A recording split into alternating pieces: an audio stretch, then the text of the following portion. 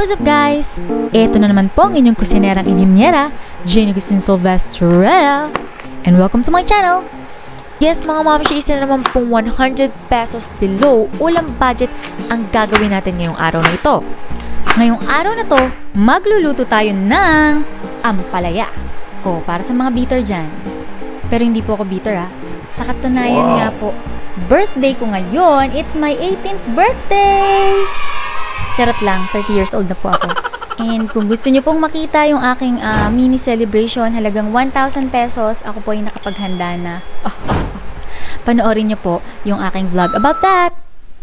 At sa lahat po ng may kaarawan ngayong araw na ito, March 12, happy birthday sa ating lahat and God bless us all.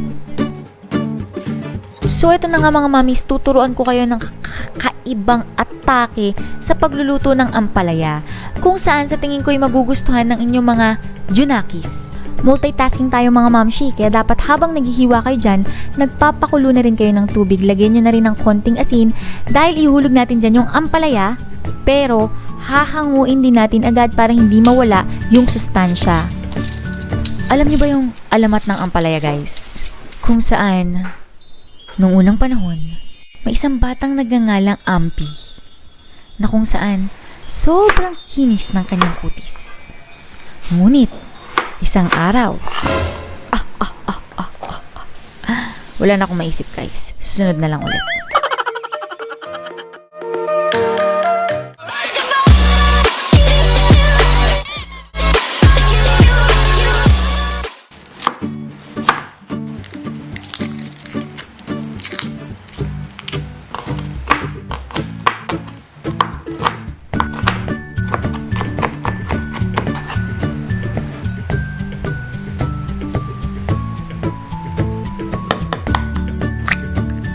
So, di ba tayo may iba't iba tayong paraan sa pagluluto ng ampalaya para mabawasan yung pait. Pait ng kahapon. At ito nga yung dalawang bagay na pinamanas sa akin ng aking ina. Kala mo kayamanan nino. Yung una, pagpipili ka daw ng ampalaya, dapat daw yung malalaki yung kulubot. So, in short, parang magulang na no? Malalaki yung kulubot And then, second, kapag ka nagluluto ka daw, wag daw halo ng halo. Paano kaya yun no? So, mga 1 o 2 halo lang, tiyakin mo na nakuha mo na yung halong gusto mo. Pero in fairness guys, ilang beses na rin ako nagluto ng ampalaya at kahit yung ampalaya ni Mami, hindi siya talaga ganun kapait. Daming daldalin. Ito nga mga mamshi, enjoy nyo muna yung panonood ng ating cooking show!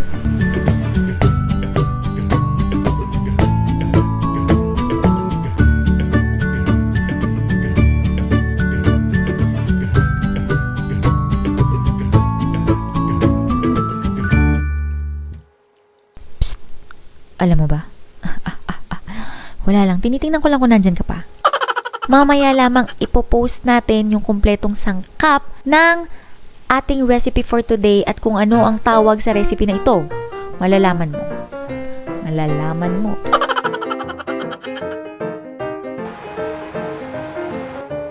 Wow!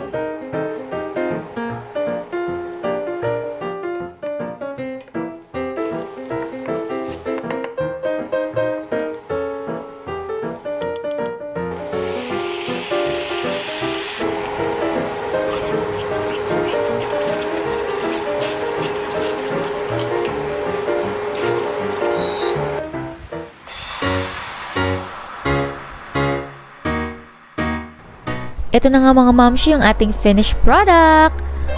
At ang tawag sa ating recipe for today ay ampalaya singsingan. Wala akong maisip. Comment down below kung anong gusto nyong itawag sa ating dish for today.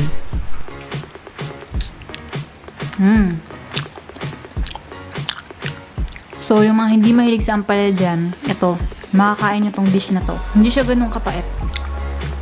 So, yun lamang mga mamshi. I hope to see you on my next vlog. Kung ngayong nagustuhan ang recipe for today, please don't forget to like and share this video. Shot na, guys. Bye!